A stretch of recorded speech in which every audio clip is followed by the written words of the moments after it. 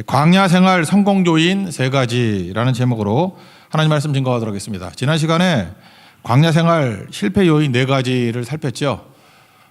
광야 생활이라는 것이 곧 교회 생활이다. 스데반의 설교를 통해서 광야 교회 이렇게 말하고 있지 않습니까? 그래서 우리가 홍해를 건너고 난 다음에 요단강 건너는 것이 죽음이라 본다 그러면 광야 생활 자체가 우리 인생이다.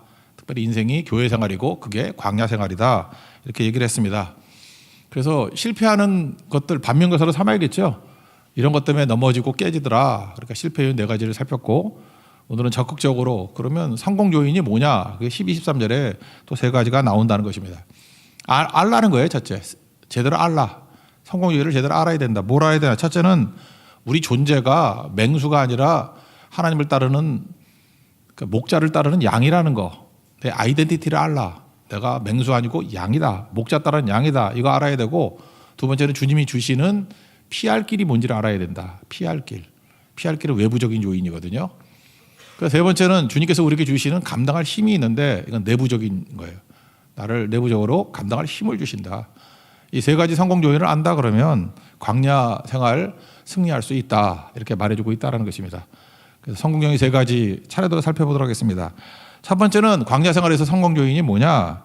내가 양임을 알아야 된다라는 것입니다. 나의 존재가 무엇인가 이걸 알아야 된다는 거예요. 우리는 많은 순간에 여기서 착각을 하는 거예요. 맹수가 되기를 원합니다. 그래서 능력 주십시오. 강해지길 원합니다. 맹수가 되기를 원한다는 거예요. 근데 맹수 됐을 때 되게 실패하죠. 선줄로 앉아는 넘어질 거 조심하라 그런 거죠. 그러니까 내가 맹수인데 넘어질 거 조심하라. 맹수되면 너 깨져 그런 뜻이죠. 그러니까 목자 의지하는 양이 돼야 된다 이렇게 말하고 있다는 것입니다. 과거에 우리가 이겼잖아요.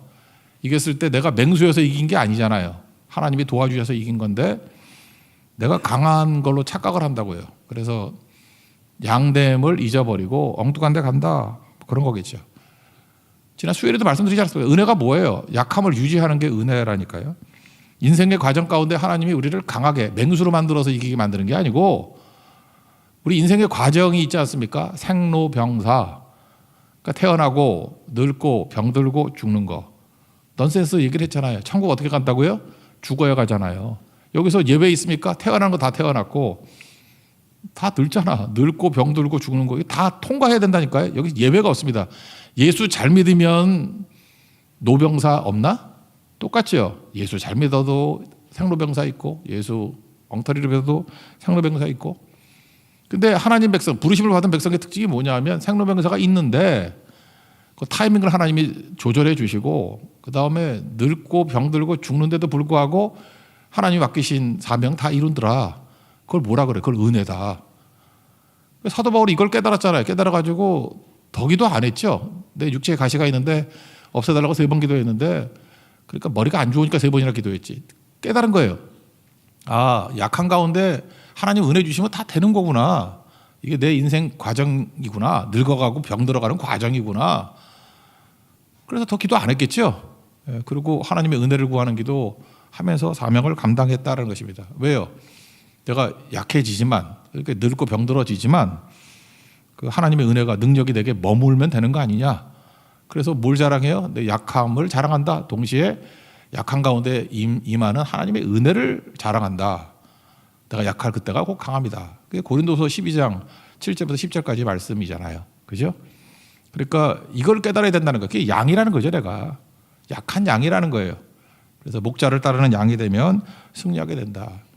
이게 전 인생 과정을 보여준 게 시편 23편 말씀이죠. 관계잖아요. 나는 양이고 주님은 목자다. 여호와는 나의 목자시니 내가 부족함이 없다. 그리고 목자 따라가는 양이 되면은 푸른 풀밭과 쉴만한 물가로 인도하실 것이다. 그러면 필요한 내게 타이밍에 맞춰 다 주시죠. 영혼을 소생시키시고 의의 길로 인도해 주시고. 또 인생에서는 노병사 있잖아요. 사망의 음침한 골짜기를 다닌다 할지라도 나 쫄지 않아 두렵지 않아. 주의 막대기와 지팡이가 나를 지켜주셔. 안위하시나이다. 거기다가 때때로 우리가 뭘 줘요? 원수 앞에서 상도 베푸시고 그죠? 막 기름도 부어주시고 내 잔도 넘치게 해주시고. 근데 인생은 여전히 약하잖아요. 양이잖아요. 그러다 마지막 고백을 하죠. 평생에 그냥 찬송해요. 선하심과 인자하심이 정녕 나를 따를 것이다. 그리고 죽음 이후에 어디로 가요? 여호와의 집에 영원히 거하리로다. 이게 생로병사 가운데 하나님의 은혜가 임한 인생을 노래하는 거잖아요. 그래서 사람이 죽을 때 제일 많이 듣기를 원하는 게 시편 23편이라며 자기 일대기를 요약해 놓은 거기 때문에. 그죠? 그러니까 생로병사가 있다니까요. 생로병사 면제해 주세요. 그러면 아예 사이보그가 되든지 기계가 되시든지. 기계 아니잖아요, 우리. 그러니까 다 생로병사 은혜가 임하면 승리할 수 있고 최종적으로는 죽어야 천국 가잖아요. 그러니까 다 죽어요. 그래서 이런 과정을 잘 겪어 갈 줄 알아야 된다. 그런 거를 말해주고 있다라는 것입니다. 그러므로 우리가 과거의 경험을 통해서 하나님을 아는 것들이 있죠. 근데 경험을 통해서 알고 가는 게 아니고 믿고 가는 거예요. 이제 신뢰가 생겨서 다 경험할 수는 없는 거죠. 그래서 신앙이란 크리스찬은 뭐냐 하면은 경험의 세계에 묶이지 않는 겁니다. 그리고 신앙의 세계라는 건 이렇게 도약하고 점핑하고 그러는 거예요. 우리 뭐 학교 때 맨날 들었던 거죠. 귀납법이라는 거. 저는 이게 장단점이 있다고 생각합니다. 우리 한국교회 설교도 귀납법적인 설교. 그래서 제가 신학교 다닐 때부터 한 20, 30년 동안 되게 강조가 됐어. 그렇게 연역적으로 이렇게 제목 설교하지 말고 이렇게 쭉 논지를 펴가지고 그러므로 마지막 결론을 내는 귀납법적인 마지막에 결론이 들어가는 귀납법적인 접근이 좋다라고 하는데 귀납법의 근거는 뭐냐 하면은 이제까지 우리가 체험하고 경험한 게 옳다라는 거예요. 그리고 그 세계에 묶여 있다.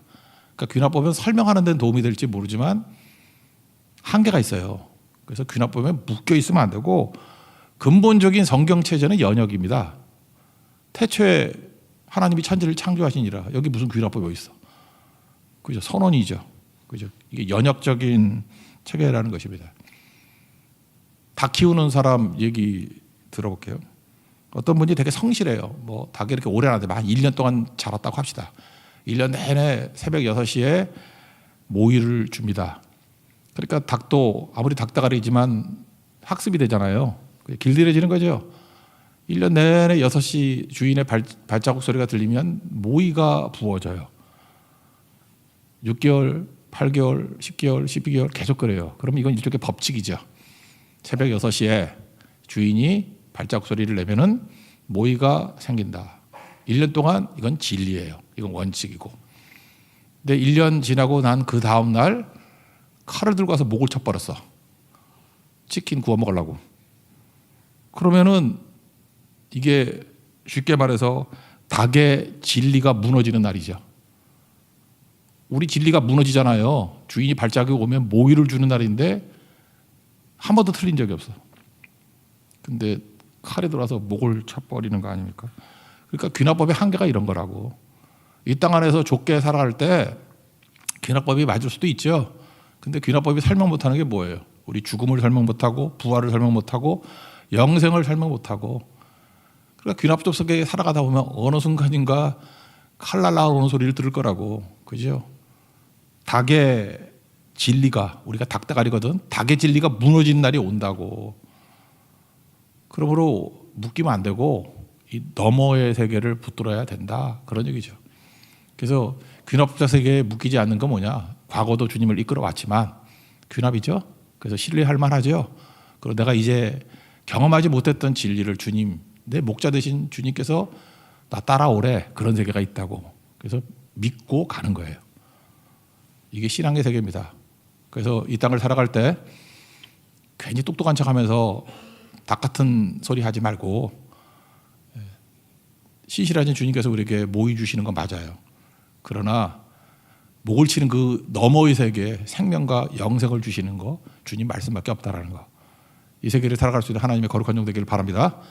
이게 첫 번째 우리가 광야 생활에서 살아가는 방식이다 그런 겁니다. 두 번째는 두 번째 알아야 될 건 뭐냐면 피할 길이 있다는 걸 알아야 된다는 거예요. 여기서 피할 길과 감당할 힘 그러면 피할 길은 좀 이렇게 외부적인 거, 나 말고 외부적인 거를 피할 길로 보는 거예요. 그리고 감당할 힘은 내 내부적인 거. 그래서 주님께서 주시는 피할 길을 알아야 된다라는 것입니다. 먼저 전제하는 것은 우리 인생이 늘 시험 당한다는 거예요. 시험 없는 인생은 없죠. 예수님 보세요. 예수님 이 땅에 오셔가지고 공생을 시작하실 때 40일 동안 금식기도 하시고 얼마나 영적 상태가 좋을 때입니까? 여러분들도 금식기도 40일 하면 아무 문제가 없어 보이죠? 그때부터 시험이에요. 그러니까 시험에서 면제된 사람은 없다. 이걸 보여주는 거죠. 영적 상태가 좋아도 시험이고 나빠도 시험이고 상관없다라는 거예요. 그냥 시험이라는 거예요. 야고보서 1장 2절을 읽으면 한글 성경을 보면 이런 거죠. 내 형제들아 너희가 여러 가지 시험을 당하거든 온전히 기쁘게 여기라. 뭐 이런 말씀이 나오죠. 당하거든. 그러니까 if로 생각해. if. 이 조건적으로 생각해. 혹시 시험을 당한다면 그때는 기쁘게 여기라. 근데 그 NIV 같은 데 보세요. whenever에 whenever. Whenever you face trials of many kinds. 여러 가지 종류의 시험이 있을 때 whenever. 그러니까 항상 있다는 거죠. 시험은 항상 여러 가지 항상 시험이 있을 것인데 그때마다 기뻐해라 그런 뜻이지. if가 아니에요. whenever. 그러니까 외부적인 그 요인으로 인해서 이렇게 시험을 이기게 만드신다는 거예요. 시험 오면 어때요? 시험 오면 풀면 되는 거고 극복하면 되고 이기면 되는 거죠. 그래서 피할 길이란 건 그거예요. 주님께서 우리를 도와주셔서 시험이 오는데 피할 길, 외부적인 요인으로 이기게 하신다. 그게 피할 길이에요. 오늘도 주님 신뢰하면 주님께서 피할 길 주십니다. 믿습니까? 그거 붙들고 나가라는 것입니다. 그래서 대부분 보면은 큰 승리는 내가 잘해서 승리하는 게 아니라 남이 못해서 승리할 때가 더 많아요. 그래서 너무 나는 연약합니다. 나는 부족합니다. 그래서 쫄지 말라고 다 알아요. 주님도. 근데 내가 더 성장 안 해도 남들이 망치면은 또 이겨. 성경에 많이 나오죠. 그 언제 나오나? 뭐 야곱이 도망칠 때 대적을 두렵게 했다. 뭐 이런 것도 있고. 가나안 땅에 들어갔을 때 그냥 싸우면 이길 건데 걔네들이 두려워서 안 나왔다. 그러니까 상대가 못해가지고 이기는 경우가 더 많잖아요. 그죠? 바벨론이 어떻게 망했어요? 내분으로 망했어요. 누가 공격해서 망한 게 아니라 아들과 아버지하고 지들끼리 싸우다 망했어. 아수르가 예루살렘 포위하고 있었는데 히스기야 왕 때 뭐 공격해서 이겼나? 뭔지 모르지만 지들끼리 내분이 일어났어. 자중진화로 18만 5천 멸하고 그냥 갚아버렸어요. 그런 거죠. 그러니까 그게 피할 길이라는 거예요. 하나님께서 우리의 삶을 도와주시는데 우리가 알지 못하는 뭐 의식하지도 못했는데 하나님께서 일하셔서 피할 길을 주신다 이런 거죠. 오순절 이후에 제자들 보십시오. 나가서 복음 증거했습니다. 그랬더니 잡아가려 그래. 위기죠. 그 초창기 때는 항상 뭐든지 이렇게 대책 없이 그냥 말씀대로 순종하고 나가면 주님이 도와주시는 것 같아요. 생각지도 않았던 사람이 도와주는데 가말리엘이에요. 가말리엘은 예수 믿는 사람 아닙니다. 난 크리스찬이에요. 사도행전 5장 34절에 보니까 바리새인 가말리엘, 그러니까 바울의 스승이었죠. 믿지 않았어요. 끝까지. 가말리엘 율법교사로 모든 사람에게 존경을 받는 사람이다. 그래서 사도들에게 재판하고 있는데 야 니네 좀 나가 있어. 그러더니 뭐라고 얘기하느냐. 이 사람들 상관하지 말라고. 그냥 버려둬라. 이 소행이 사람에게부터 났으면은 뭐 유다 뭐 이전에 그 반란군들이 있었거든. 그러지 없어질 것이고 만약 하나님께서 났으면은 너희가 무너뜨릴 수도 없을 뿐만 아니라 도리어 하나님을 대적하는 자가 된다라고 하는 굉장히 리즈너블한 변호를 하잖아요. 그랬더니 가말리엘이 권위 있는 사람, 존경받는 사람이 이렇게 얘기하니까 그래? 그러면서 풀어줬다고요. 저는 사도행전 5장을 읽으면서 그런 생각을 했어요. 야, 이거 도대체 가말리엘이 뭐지? 누가 부탁한 거 아니죠? 바울이 부탁했다 그러면 맞겠지. 스승이니까. 근데 바울은 나중이잖아 벌써. 이때 바울 나오지도 않아요. 이건 굳이 말하면 어떻게 설명해야 되죠? 하나님이 섭외하신 거야. 우리는 섭외 능력이 없어. 근데 하나님이 섭외해가지고 가말리엘을 보내셔서 사도들이 어려움에서 벗어나게 만드신다는 것입니다. 여러분 인생을 살아보면 내 인생에 가말리엘이 있을걸? 생각지도 않은 사람이 나를 도와줘. 나 알지도 못하는데. 누가 보냈어요? 하나님이 보냈어요. 누가 섭외했어요? 하나님이 섭외했어요. 제가 말씀 준비하면서 이런 게 뭐가 있을까? 뭐 축소해서 우리 교인들 가운데 누가 있을까?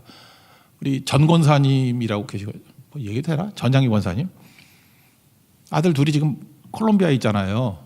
그게 어떻게 된 건지 아세요? 어떤 콜롬비아 삼성 그 법인에 있던 형제가 우리 교회 왔어. 와가지고 뭐 이렇게 얘기하다가 아들이 지금 콜롬비아 가 있는데 좀 헤매고 있어요. 그랬더니 콜롬비아 날아가가지고 삼성으로 연결시켜가지고 정말 몇 단계 점핑해가지고 거기 자리 잡게 만들었어. 그리고 아들 하나 또 거기 가서 지금 둘 다 있을 걸 아마. 되게 잘 나가고 있어요. 콜롬비아에서 아주 굉장히 성공적으로 지금 살고 있어. 근데 그 시켜준 그 형제 이제 우리 교회 안 나와. 어디 간지 모르겠어. 연락도 안 돼. 나도 주소 잊어버렸어. 이 설교 듣고 또 연락할래나? 없어졌다니까. 그래서 굳이 본다 그러면 그 정호사님 댁하고 그 남편분하고 저하고 되게 친밀한 관계였거든요. 제 책도 편집해주고 그런 분이었는데 목사님이셨어요. 예. 근데 하나님 앞에 기도를 많이 했더니 하나님께서 가말리엘을 보내가지고 그 가정 이렇게 이끌어 가신 게 아닌가. 그 해석이 안 돼. 콜롬비아가 어디예요? 그죠? 남미 아시죠? 그 말도 안 되는 곳에 거기서 연결된다는 이게 뭐 말이 안 되는 거 아니에요? 그죠? 근데 그 역할 딱 하고 난 다음에 그 형제 지금 연락 안 된다니까 저하고. 누가 보면 저거 되게 친한 사람이잖아. 전혀 몰라요. 예, 제 설교 들었다 그러면서 우리 교회 몇 달 다녔어. 그리고 다시 간 것 같아. 어디? 뭐 미국 간 것 같아 지금. 미국에 사는 것 같아 느낌에. 그러니까 이게 가말리엘이에요. 가말리엘. 그렇게도 이끌어 가시는 거 있고. 그러니까 여러분 인생에도 가말리엘이 있다는 걸 믿습니까? 그게 피할 길이에요. 피할 길.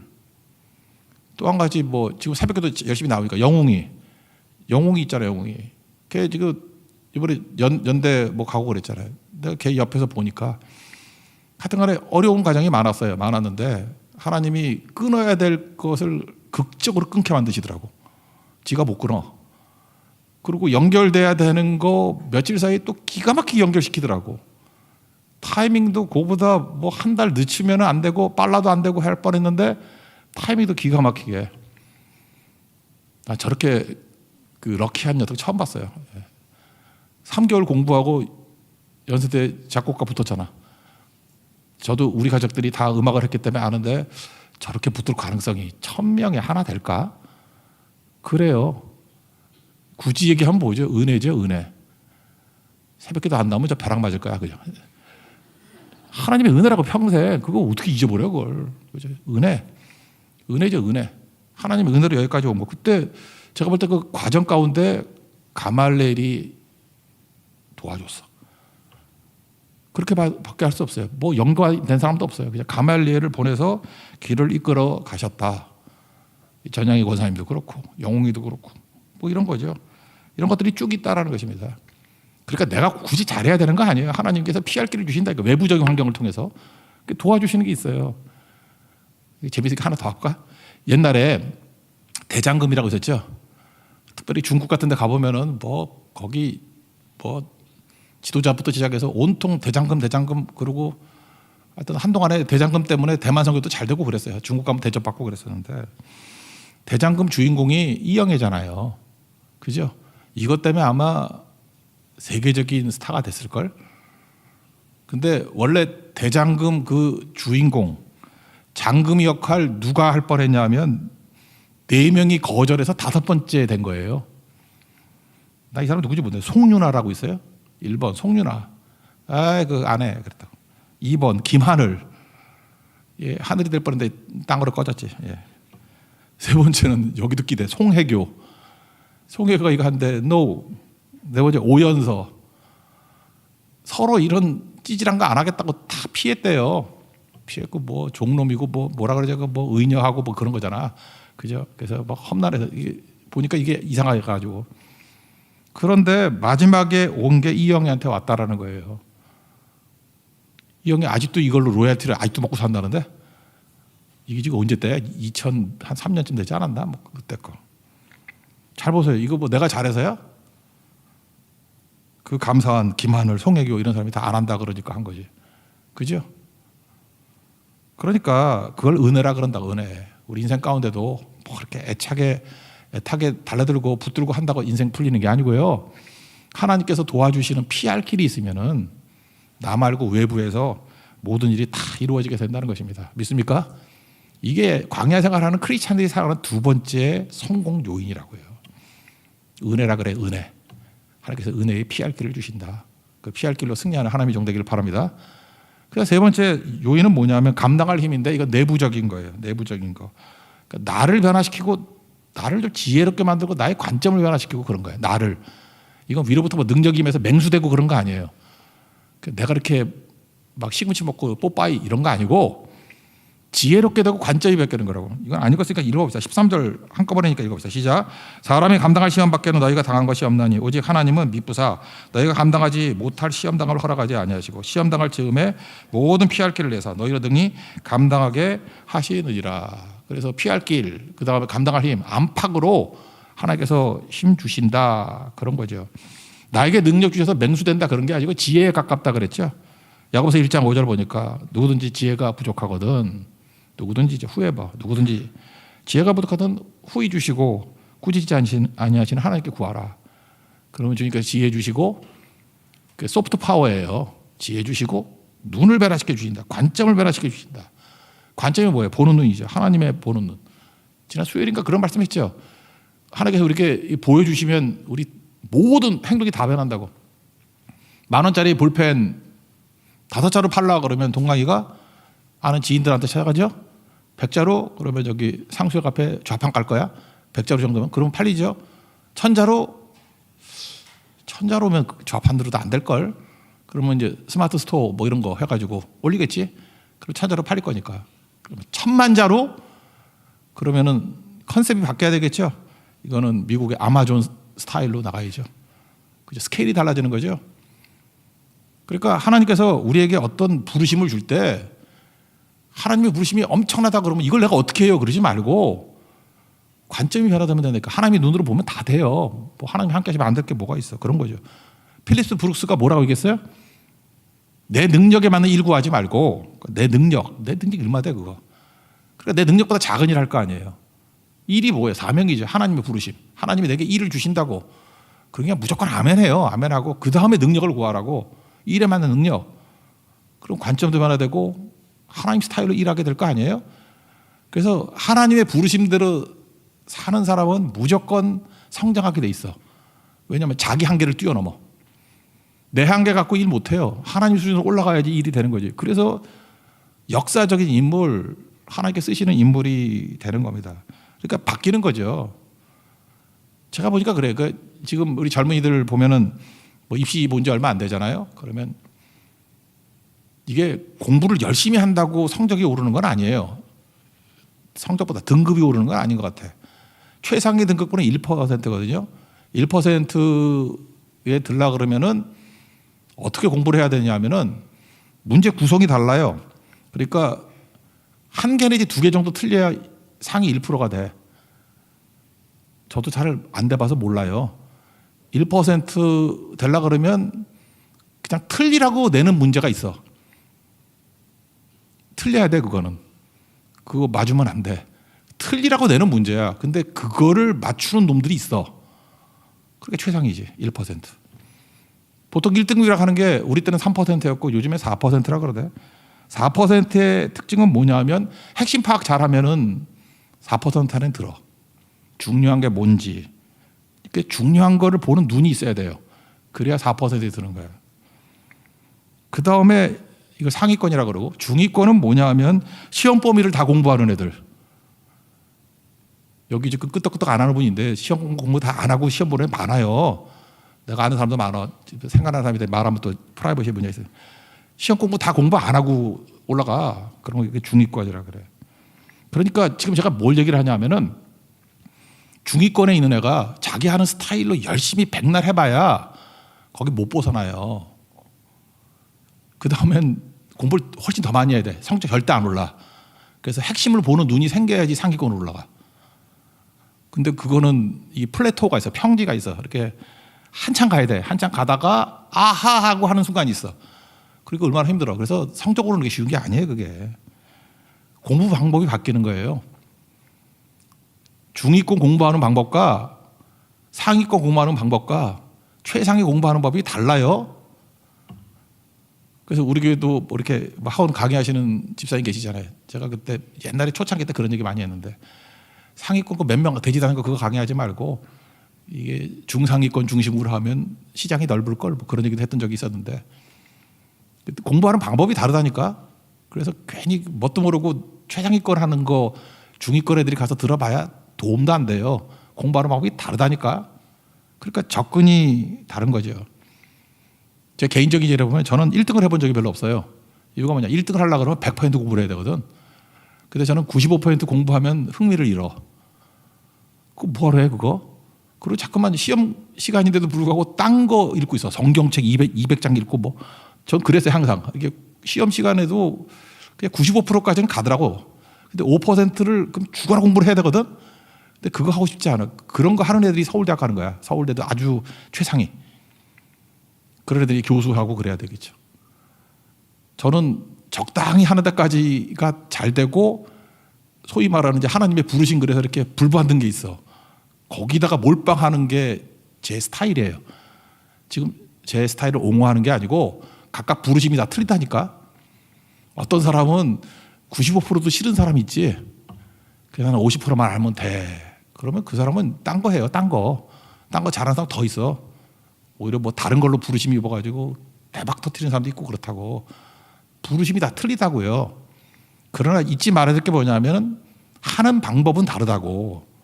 하나님께서 우리를 부르실 때 열심히만 하게 만드시는 게 아니라 하는 방법을 바꿔주신다고. 그 되게 중요해요. 모세를 부를 때도 왕자로 하는 방법 갖고는 안 되는 거죠. 양치기 하다가 목양을 배우잖아요. 하는 방법이 바뀌는 거라고. 그래서 여러분 열심히만 뛰지 마. 삽질로 되는 거 아니에요. 어떤 단계를 뛰어넘기 위해서는 방법이 바뀌어야 된다. 좀 더 심하니까 예를 하나 든다 그러면 우리 홍대 앞에 가면 지금도 있나? 조수 떡볶이 있죠. 조수 떡볶이. 그럼 일반 사람들이 돈 벌라 그러면 맛있는 떡볶이, 뭐 매운 떡볶이, 뭐 이런 걸 만들어야 떡볶이 많이 팔아야 돈 벌겠다라고 생각을 한다고. 근데 조수 떡볶이의 나상균 대표 같은 사람은 원래 그 조수 떡볶이가 고대 앞에 있었거든.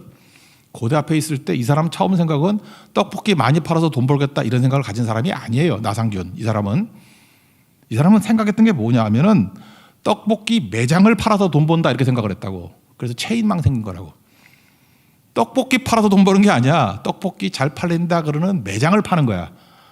그래서 여기저기 조수 떡볶이 막 만들기 시작했죠. 홍대도 그렇고. 그거 자기가 하는 거 아니야. 판 거야. 그렇죠. 프랜차이즈로 이렇게 판 거라고. 그러면 내가 떡볶이 팔아서 돈 벌겠다 하는 사람은 떡볶이 연구하겠지만 떡볶이 파는 매장을 팔아서 돈 벌겠다고 하는 사람은 파는 시스템을 팔겠죠. 다르죠. 이게 관점이라고요. 바울도 보세요. 처음부터 이걸 알 수 있는 게 아니지. 복음 전했어요. 1차, 2차 때 복음 전했어요. 3차 때 보니까 똑같은 거 3번 하면 바보지. 에베소에 머물면서 내가 뭐가 이렇게 인건 비들면서 돌아다녀? 오라 그러면 되잖아. 그래서 거기 두란노 서원 세워가지고 사람들 오게 만들었죠. 그래서 훈련시켰더니 소아시아 7개에 다 생기고 그랬잖아. 더 많이 생겼을 거야 거기에. 그거 배웠죠. 그 다음에 어떻게 합니까? 로마에 갔더니 셋집에 같이 구류돼 있잖아요. 움직이 못하니까 두란노 서원에서 배웠던 거 그대로 쓰잖아. 오게 만들잖아 사람들. 그리고 또 하나 배운 게 뭐예요?